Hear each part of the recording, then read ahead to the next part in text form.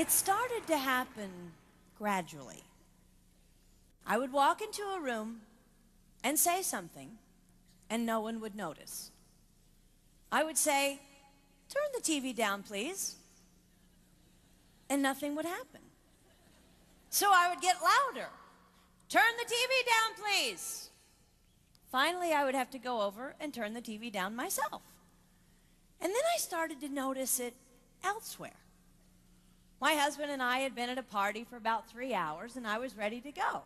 I looked over, and he was talking to a friend from work, and I walked over, and he kept right on talking. He didn't even turn toward me. That's when I started to put it together. He can't see me.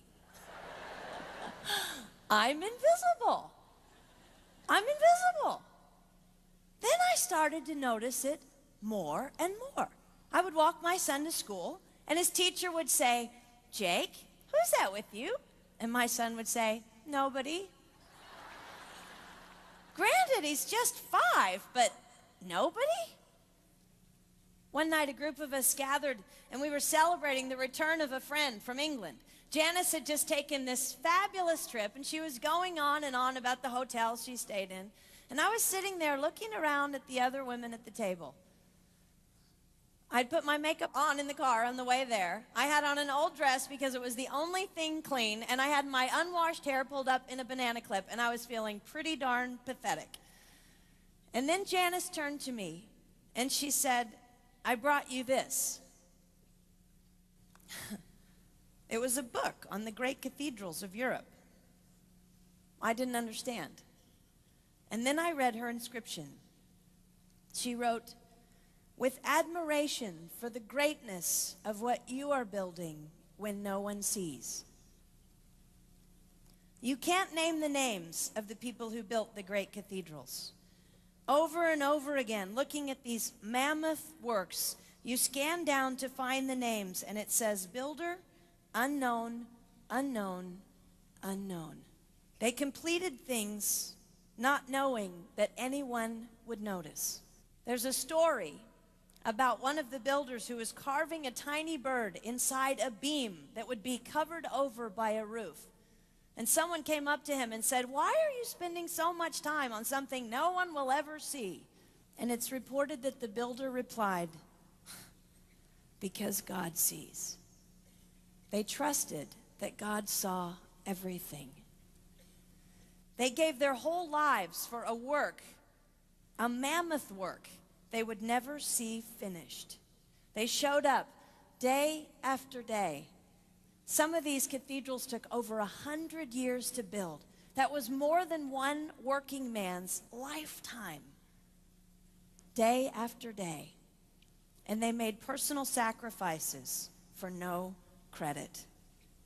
Showing up at a job they would never see finished, for a building their name would never be on.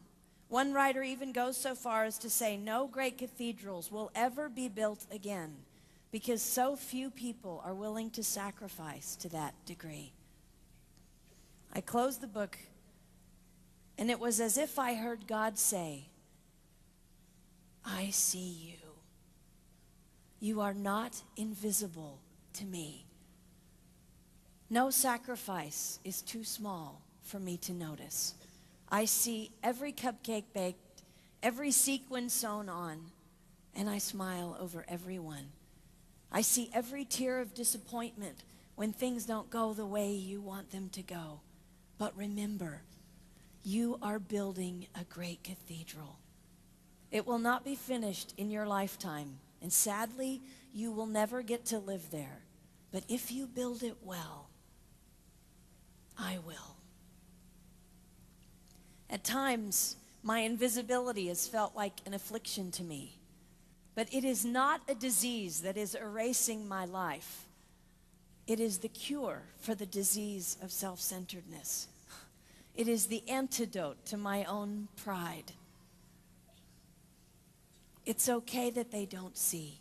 It's okay that they don't know. I don't want my son to tell the friend he's bringing home from college, "You're not going to believe what my mom does. She gets up at 4 in the morning and she bakes pies and hand bastes a turkey and she presses all the linens."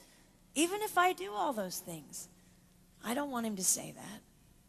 I want him to want to come home. And secondly, I want him to say to his friend, you're going to love it there. It's okay that they don't see. We don't work for them. We work for him. We sacrifice for him. They will never see. Not if we do it right. Not if we do it well. Let's pray that our work will stand as a monument to an even greater God.